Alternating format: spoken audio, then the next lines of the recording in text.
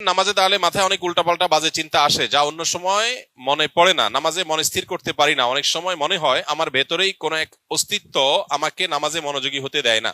আমি চাই সে অস্তিত্ব যেন না থাকে। কিভাবে সম্ভব? ভাই, নামাজের মধ্যে যখন দান এবং এরকম যখন পরিস্থিতি তৈরি হয়, তখন তো বুঝাই যায় যে শয়তান এখানে কাজ করছে। অন্য কোনো সময় মনের ভিতরে এত ওয়াসওয়াসা আসে না, অন্য কোনো কাজের প্রতি এত অনীহা আসে না, নামাজে কেন আসে? তাহলে বুঝতে হবে যে এখানে শয়তান অ্যাক্টিভ হয়ে গেছে। একজন ইমানদার এই ধরনের পরিস্থিতিতে আল্লাহর প্রতি ঈমান তার আরো বেড়ে যাবে। এক সাহাবী এসে জিজ্ঞাসা করেছিলেন, ইয়া রাসূলুল্লাহ, আল্লাহ সম্পর্কে আমার মনের মধ্যে বাজে চিন্তা আসে, আমার পেরেশান হয়। তখন নবী করিম সাল্লাল্লাহু আলাইহি সাল্লাম বলেছেন, যাকা নাফসুল ঈমান, এটাই তো ঈমান। তোমার মনের মধ্যে আল্লাহ সম্পর্কে বাজে চিন্তা আসছে, তোমার খারাপ লাগছে, তার মানে শয়তান তোমার ঈমান হরণ করার চেষ্টা করছে, তুমি লড়াই করার চেষ্টা করছো, তোমার ভিতরে ঈমান আছে যে, এটা বোঝা যাচ্ছে এখান থেকে। তো নামাজের মধ্যে বাজে চিন্তা আসাটা, কোরআন যে প্রতি পাতায় পাতায় শয়তানের অস্তিত্বের ব্যাপারে আমাদেরকে সতর্ক করেছে। আল্লাহ যে বলেছেন আমাদেরকে যে ফাত্তাখিযুহু আদুওয়া, শয়তান তোমাদের শত্রু, তাকে শত্রু হিসাবে গ্রহণ করো।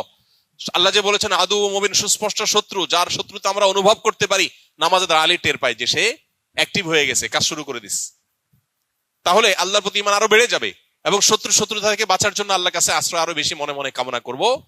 ইনশাআল্লাহ বিদিনিল্লাহ, এর মাধ্যমে আল্লাহ তাআলা আমাদেরকে হেফাজত করবেন। এরপরে যদি ইচ্ছার বাইরে কারো মনের মধ্যে এরকম কিছু চলে আসে যেটা তার নিয়ন্ত্রণে না, সে চেষ্টা করবে সরায় আনার জন্য। এটুকু হলে, ইচ্ছার বাইরে যেটুকু মন নামাজের বাইরে চলে গেছে, এর কারণে গুনাহ হবে না। আর আল্লাহ সম্পর্কে বাজে চিন্তা, এটা এখন ঘরে ঘরে জনে জনে, শত শত হাজারো মানুষ আমাদের কাছে কাগজ লিখে দেন যে আল্লাহ সম্পর্কে বাজে চিন্তা আসছে। যে পরিমাণ শিরক হয়, যে পরিমাণ শয়তান অ্যাক্টিভ হওয়ার মতো কার্যক্রম আমাদের সমাজের চতুর্পাশে হতে থাকে, এর দ্বারা আমরা প্রভাবিত হই, যার ফলশ্রুতিতে আমাদের ঈমান হরণ করবার প্রতিনিয়ত চেষ্টা করে শয়তান এবং তার দোসররা। এই জন্য আল্লাহ তাআলার কাছে পানা চাইতে হবে। বিশেষ করে এই ধরনের চিন্তা যখন আসে, নবী সাল্লাল্লাহু আলাইহি ওয়াসাল্লাম শিখিয়েছেন বাম দিকে 3 বার প্রতীকী থুতু।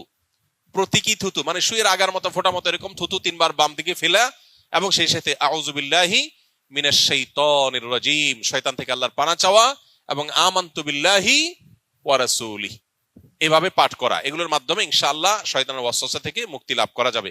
এটা নামাজের বাইরের কথা বলেছে। নামাজের মধ্যে আল্লাহর কাছে মনে মনে পানা চাইবেন এবং শয়তানের সাথে সংগ্রাম করে নামাজের দিকে মনোযোগ দেওয়ার চেষ্টা করবেন। এটাই যথেষ্ট ইনশাআল্লাহ।